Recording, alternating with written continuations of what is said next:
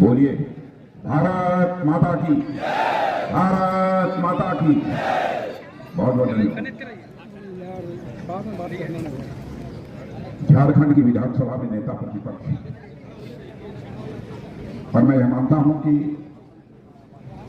झारखंड के एक dynamic leader, गतिशील नेता श्री अमर बाउरी जी और आपके सांसद श्रीमान सुनील कुमार सिंह, आदित्य साहू जी प्रदेश महामंत्री, प्रदेश उपाध्यक्ष श्री कालीचरण सिंह जी, श्री किशन कुमार दास जी विधायक, श्री शशिभूषण मेहता विधायक, श्री जनार्दन पासवान पूर्व विधायक, श्री प्रकाश राम पूर्व विधायक, श्री जयप्रकाश बोंता पूर्व विधायक, श्री हरे कृष्ण पूर्व विधायक, संचालक इस मंच के श्री अशोक शर्मा, श्री रामदेव सिंह बोचता, श्री पंकज कुमार सिंह जिलाध्यक्ष, श्री अमित तिवारी, श्री विनय जायसवाल, श्री मुकेश निरंजन सिन्हा, और यहाँ मौजूद मेरे सभी कार्यकर्ता बहनों और भाइयों, आम जनता के लोग भी हैं कि कार्यकर्ता ही हैं? सब कार्यकर्ता हैं, लेकिन बाहर तो जनता भी खड़ी है। बहनों भाइयों, आप लोगों ने बहुत ही गर्मजोशी के साथ हम लोगों का स्वागत किया है, और आप जानते हैं भारत की परंपरा है और शिष्टाचार का तकाजा भी है। स्वागत, अभिनंदन और सलाम दुआ कभी एक तरफा नहीं होना चाहिए। इसलिए मैं भी अपनी तरफ से शीश झुकाकर आप सभी बहनों भाइयों का हार्दिक अभिनंदन करता हूं। आप सभी का मैं स्वागत करता हूं।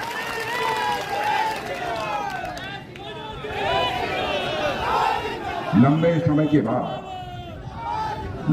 के बाद चतरा की किसी सार्वजनिक सभा को संबोधित करने के लिए आप सबके सामने खड़ा होने का मुझे अवसर प्राप्त हुआ है। देर से आया हूं, लंबे समय के बाद आया हूं, फिर भी आप सबने बहुत ही गर्मजोशी दिखाई है स्वागत करने में। इसके लिए मैं आप सबके प्रति आभार व्यक्त करता हूं। हमारा झारखंड के साथ बहुत ही नजदीकी रिश्ता, हमारे रिश्ते नाते तो हैं ही, हमारी पत्नी भी झारखंड की,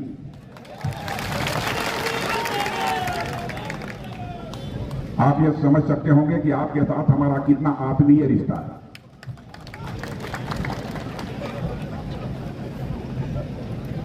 और यहां पर मैं प्रभारी के रूप में भी अपनी जिम्मेदारी का निर्वाह कर चुका हूं, और परमात्मा की कृपा से उस समय हमारी भारतीय जनता पार्टी की सरकार बनने में हमको कामयाबी हासिल हुई। लेकिन आप लोगों के माध्यम से सबसे पहले मैं समस्त झारखंड वासियों को बधाई देना चाहता हूं कि उनका एक मुख्यमंत्री जो कुछ दिनों के लिए लापता हो गया था, अब वह बाहर आ गया है, और वह मुख्यमंत्री इस समय सरकार के मेहमान के रूप में जेल में।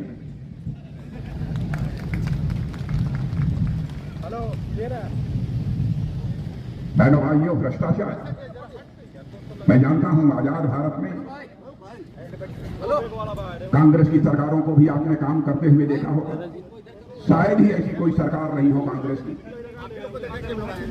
जिस सरकार के ऊपर, उस सरकार के मंत्रियों के ऊपर भ्रष्टाचार के आरोप न लगे।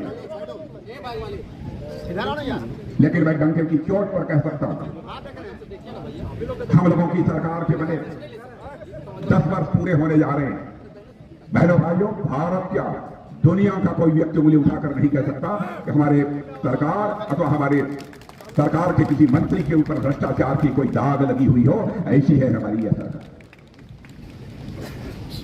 आप लोगों के खून पसीने से बनी हुई यह सरकार है। मैं संगठन की जिम्मेदारी लंबे समय तक निभा चुका हूं।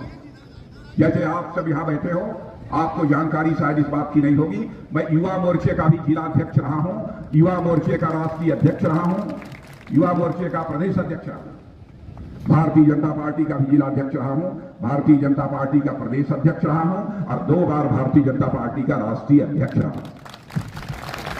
आप जैसे कार्यकर्ता हैं, ऐसे ही कार्यकर्ता के रूप में पार्टी को ऊंचाई देने में जितना संभव हो सकता था हमने अपना योगदान देने की कोशिश की,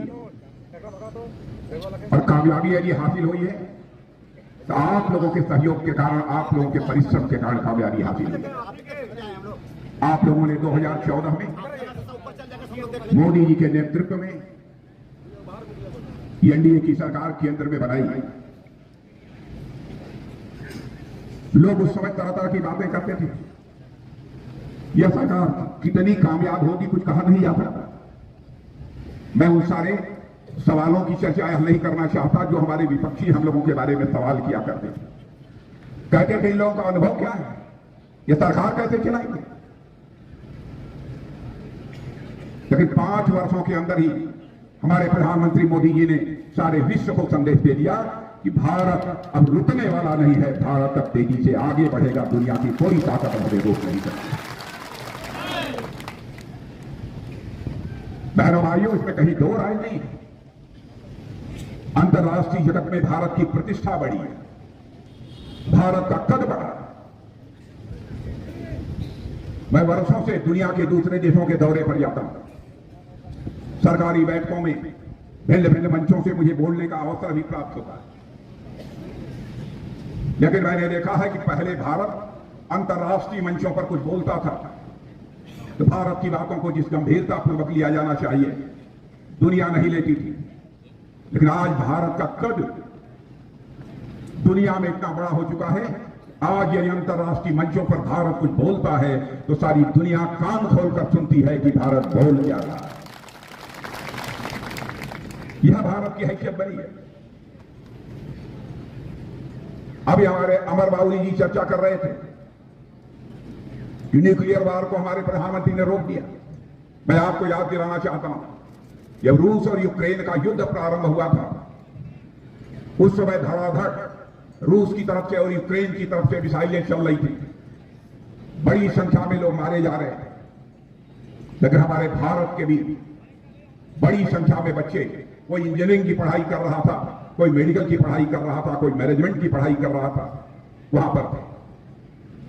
उनके अभिभावक जो भारत में रहते थे उन्होंने कहना शुरू किया, प्रधानमंत्री जी चाहे जो हो हमारे बच्चे को यूक्रेन से बाहर निकालिए।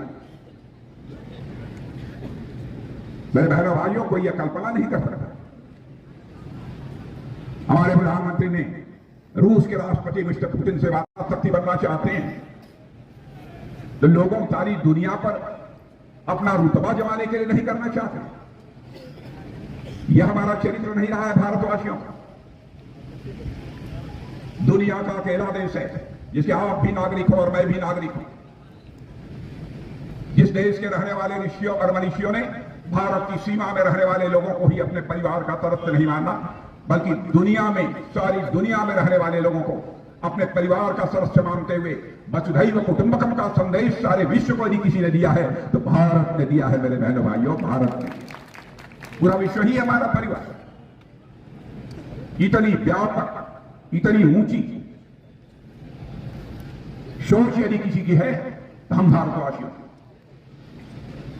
हमें कभी संकुचित दायरे में नहीं सोचना चाहिए। हम धनवान बनना चाहते हैं तो विश्व कल्याण के लिए हम धनवान बनना चाहते हैं। हम शक्तिशाली बनना चाहते हैं तो सारे विश्व की रक्षा के लिए हम शक्तिशाली बनना चाहते हैं। यह है हमारे भारत का चरित्र और ऐसे भारत के हम नागरिक हैं।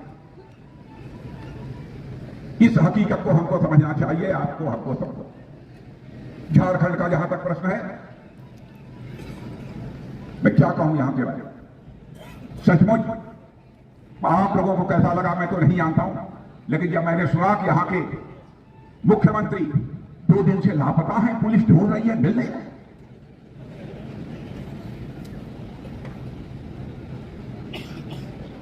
तो मुझे तरस आई।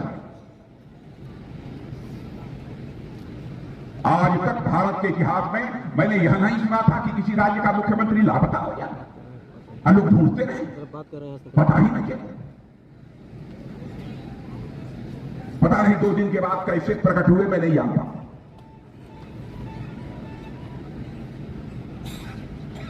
लेकिन आजकल जेलों में और सरकार उनकी मेहमान नवाजी कर रही है।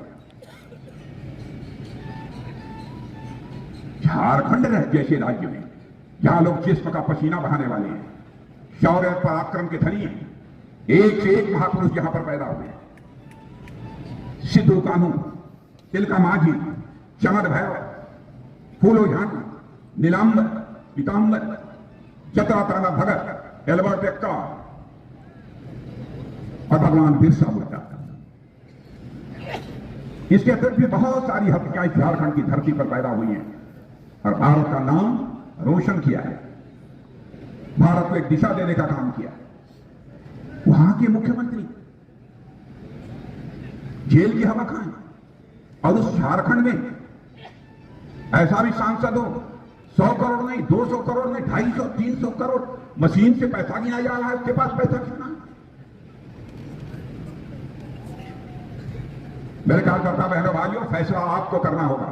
झारखंड को कहां ले जाना चाहते हैं? झारखंड को आप रसातल में ले जाना चाहते हैं अथवा झारखंड को आप ऊंचाइयों पर ले जाना चाहते हैं? इसके लिए आपको अथक परिश्रम करने की आवश्यकता है। झारखंड के लोगों को मैं जानता हूं, बेहद परिश्रमी लोग, जिस्म का पसीना बहाने वाले लोग। सामने यदि कोई जोखिम का पहाड़ आकर खड़ा हो जाए तो जोखिम के पहाड़ पर भी विजय हासिल करने की क्षमता हमारे झारखंड के बहनों भाइयों में। इसलिए बहुत बड़ी जिम्मेदारी आपके ऊपर। कहां हम देश को ले जाना चाहते हैं आप कल्पना करिए। विगत कुछ वर्षों से हमारी सरकार नहीं है, यदि हमारे प्रधानमंत्री मोदी जी न रहे होते और झारखंड की इस तरीके से चिंता उन्होंने न की होती तो क्या हुआ? मुझे जानकर इस बात की खुशी है, 35,700 करोड़ रुपए का लोकार्पण या शिलान्यास उन्होंने अभी 1-8 महीने पहले किया है कि नहीं किया? 35,700 करोड़। और वैसे ही एक खाद कारखाना सिंदरी में 2018 में उसका शिलान्यास किया था और 2024 में आकर उसका लोकार्पण भी कर दिया। मैं दावे के साथ कह सकता हूं, एक वर्ष में जितनी हमारी सरकार ने झारखंड के विकास पर खर्च किया है, 10 वर्षों का इतिहास पिछला उठाकर देख लीजिए, केंद्र सरकार ने उतना कभी खर्च नहीं किया है। यह मोदी जी का प्यार है झारखंड वासियों के प्रति।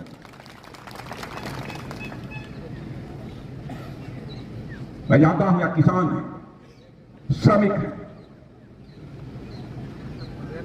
और सेना में मैंने देखा कि यहां जवान भी, भारत की सीमाओं पर रक्षा करने वाले जवानों को जब मैं मिल रहा था, गलवान घाटी में गया था, वहां पर मैंने देखा कि हमारे कुछ झारखंड के जवान भी वहां पर है। पहले भाइयों, हमारा मस्तक सचमुच गर्व के साथ ऊंचा हो गया। बैठिए, गर्व के साथ ऊंचा हो गया। झारखंड के मान सम्मान और स्वाभिमान की चिंता आपको कर ली है। किस पार्टी के आप कार्यकर्ता हैं तो विशेष रूप से यह जिम्मेदारी आपके कंधों पर है। मान सम्मान स्वाभिमान यह मनुष्य के हृदय की सबसे बलवती भावना होती है। मनुष्य में जिंदगी में सब चीज से समझौता कर सकता है, लेकिन अपने मान सम्मान स्वाभिमान से कभी समझौता नहीं कर सकता। क्या आपको इस बात पर फक्र नहीं होता है कि भारत जब भी पहले कांग्रेस चुनाव आता था बराबर वादे करती थी, हमारी सरकार बना दो, हम गरीबी समाप्त कर देंगे? क्या यहां की गरीबी कांग्रेस समाप्त कर पाएगी? लेकिन मैं नहीं कह रहा हूं। भारत और दुनिया की संरक्षण एजेंसियां इस सच्चाई को स्वीकार करती हैं और नीति आयोग ने कहा है कि मोदी जी ने 9 वर्षों के अंदर इस भारत में 25 करोड़ लोगों को गरीबी रेखा से बाहर करने में कामयाबी हासिल की। कितने लोगों को पक्के मकान मिले? यदि झारखंड में हमारी सरकार रही होती तो और करिश्मा आपको देखने को मिलता। हम जाते थे पहले इसी झारखंड में, छत्तीसगढ़ में भी मैंने काम किया है, झारखंड में भी काम किया। माताएं बहनें दूर दराज क्षेत्रों से जाकर सिर पर पानी रखकर घड़े पर घड़ा रखकर अपने घरों में वो वापस लौटती थी। मेरे भाइयों, हमारे प्रधानमंत्री ने फैसला किया कि हम हिंदुस्तान में एक भी कच्चा घर नहीं रहने देंगे, सबके लिए हम पक्की छत मुहैया कराएंगे। पहली बार किसी प्रधानमंत्री ने सोचा है। उस प्रधानमंत्री का नाम है श्री नरेंद्र मोदी। घर घर में नल पहुंचाएंगे, नल के माध्यम से जल देंगे। गरीब परिवार की माता बहन के भी आंखों से खाना बनाते समय अंगीठी और लकड़ी के धुएं से आंसू नहीं आना चाहिए। इतनी संवेदना किसमें रही? एलपीजी गैस सिलेंडर मुहैया कराए। मैं माताओं बहनों को बधाई देना चाहता हूं, 100 रुपये सिलेंडर और सस्ता हो गया, इस सरकार ने और सस्ता किया। बड़े बड़े परिवारों की माताओं बहनों की इज्जत असमत नहीं होती है, गरीब परिवारों में रहने वाली माताओं बहनों की भी इज्जत होती है। चलाने का तरीका हो, आर्थिक विकास की गति में तेजी आई है, इसे आप भी स्वीकार करेंगे, मैं भी स्वीकार करूंगा। और देखिए, भारतीय जनता पार्टी का एक चरित्र है, जो हम कहेंगे वो हम करेंगे।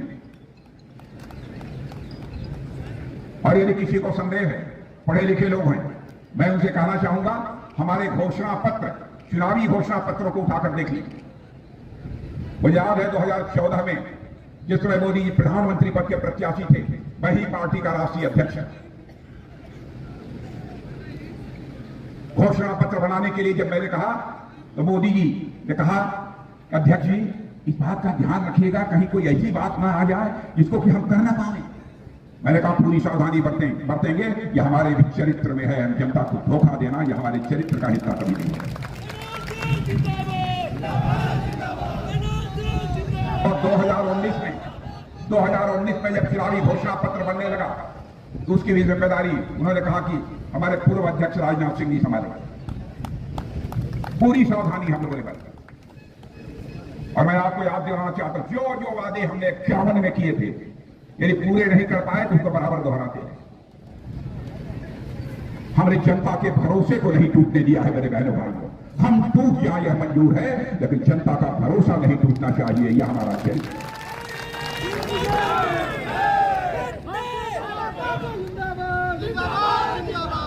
नहीं टूटेंगे। मैंने आपको याद होगा, हमारे जनसंघ के नेताओं ने, आदरणीय अटल बिहारी वाजपेयी जी, पंडित श्यामा प्रसाद मुखर्जी ने तो अपना बलिदान ही दिया, पंडित दीनदयाल जी उपाध्याय, वो कहा करते थे, जिस दिन भारत की संसद के दोनों सदनों में स्पष्ट बहुमत मिल जाएगा, हम धारा 370 जिसके तहत जम्मू कश्मीर को विशेषाधिकार प्राप्त है, चुटकी बजाकर मुझे समाप्त करेंगे। और आपने देखा, चुटकी बजाकर हम लोग उसे समाप्त करेंगे। और जम्मू कश्मीर का आज वही दर्जा है जो हिंदुस्तान के अन्य राज्यों का दर्जा है। अब जम्मू कश्मीर में चले जाइए, माहौल पूरी तरह से बदला हुआ है। हम लोगों ने कहा था हम आएंगे, 3 तलाक प्रथा समाप्त करेंगे, चुटकी बजाकर 3 तलाक की प्रथा को समाप्त कर दिया। लोग ये कहते हैं भाजपा हिंदू मुसलमान के आधार पर भेदभाव करती। ये आरोप लगाने वालों को मैं कहना चाहता हूं, हम तुष्टीकरण की राजनीति नहीं करते हैं, हम राजनीति करते हैं इंसाफ और इंसानियत की राजनीति करते हैं। हम केवल वोट हासिल करने के लिए राजनीति नहीं करते, केवल वोट हासिल करने के लिए राजनीति नहीं करते हैं, हम देश बनाने के लिए राजनीति करते हैं। चाहे वह हिंदू, चाहे मुस्लिम, चाहे ईसाई, चाहे पारसी, किसी की मां बहन है, वो हम सबकी मां बहन है। यदि कोई मजहब के लोग किसी कारणों से, यदि उस मजहब की माता बहन के साथ कोई जुल्म होता है, 3 बार तलाक तलाक तलाक 3 बार बोल दिया और उसकी छुट्टी हो गई, तो हम कैसे बर्दाश्त कर सकते हैं? हम लोगों ने वोट की चिंता नहीं की बहनों भाइयों, और 3 तलाक की प्रथा को हमने समाप्त कर दी। नागरिकता कानून अफगानिस्तान, बांग्लादेश और पाकिस्तान में जो चाहे हिंदू हो, सिख हो, ईसाई हो, पारसी हो, जो पहले भारत के नागरिक थे, उनका वहां धार्मिक उत्पीड़न हो रहा था। आ रहे थे भारत, हम लोगों ने फैसला किया उनको हम नागरिकता देंगे, नागरिकता का कानून पास कर दिया। इस पर भी भारतीय जनता पार्टी सांप्रदायिक है, यह आरोप लगता है हमारे पर। मैं पूछना चाहता हूं हमारे ऊपर आरोप लगाने वाले लोगों से, हमारे दल के ऊपर, हमारे नेताओं के ऊपर आरोप लगाने वालों से पूछना चाहता हूं, क्या कारण है जिस पाकिस्तान में 23.5% हिंदू थे, आज उनकी संख्या 3-3.5% क्यों रह गई? हम लोगों ने किसी दूसरे धर्म के लोगों पर इस प्रकार का जुल्म नहीं डाला। दूसरे धर्म के लोगों की जनसंख्या भी हमसे कहीं तेजी से बढ़ रही है, लेकिन हमें कोई आपत्ति नहीं। और इसकी चर्चा इसलिए कर रहा हूं कि जो हम लोगों ने कहा था करके दिखा। हम लोग 1984 से कहते चले आ रहे हैं, अपने घोषणा पत्र में भी कहते हैं रामलला हम आएंगे और मंदिर वही बनाएंगे।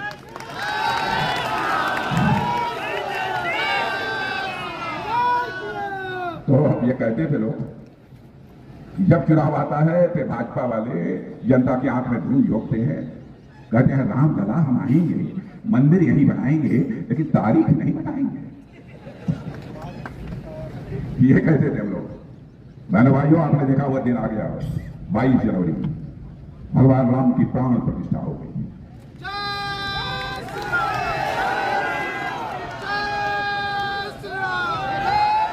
अब स्वयं हमारे प्रधानमंत्री ने वो प्राण प्रतिष्ठा की, सारे धर्माचार्यों की उपस्थिति में, उनके आशीर्वाद से। और मेरी बात सुन लेना, हो सकता है किसी को अतिशयोक्तिपूर्ण लगे, राम लला अपनी कुटिया से चलकर अपने राजमहल पहुंच चुके हैं। भारत में राम राज्य आकर रहेगा मेरे बहनों भाइयों। मेरा पक्का है।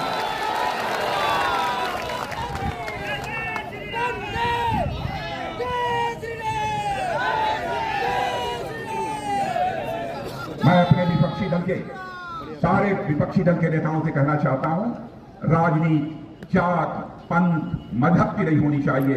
राजनीति यदि होनी चाहिए तो इंसाफ और इंसानियत की राजनीति होनी चाहिए, जस्टिस एंड ह्यूमैनिटी। भारत माता की, भारत माता की। बहनों भाइयों, ये लोग हमारे विपक्षी दल के लोग जानते हैं, अपने परिवार को जनार्दन मानते हैं। जनार्दन का मतलब समझते हैं, भगवान मानते हैं। ये अपने परिवार को जनार्दन मानते हैं, नहीं भगवान मानते हैं। हम लोग जनता को जनार्दन मानते हैं, उन्हें अपना भगवान मानते हैं। हमारे और उनके में मौलिक अंतर है। इसलिए मैं आप लोगों से कहना चाहता हूं कि हम राजनीति सरकार बनाने के लिए नहीं, देश बनाने के लिए करते हैं। ट्रैक रिकॉर्ड मोदी जी की सरकार का शानदार है। ट्रैक रिकॉर्ड मोदी जी का शानदार है। पहले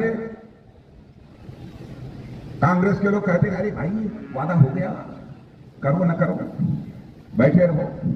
एक तरीका यह भी होता है, इनएक्शन, यानी कुछ न करना, यह भी करने का एक तरीका होता है। कुछ न करना भी एक करने का तरीका होता है। तो अंग्रेजी में कहते हैं inaction is also a form of action, अंग्रेजी में कहते हैं। लेकिन हम लोग कुछ करने को भी करना नहीं कहते हैं, हम तो दिन रात करने को ही कर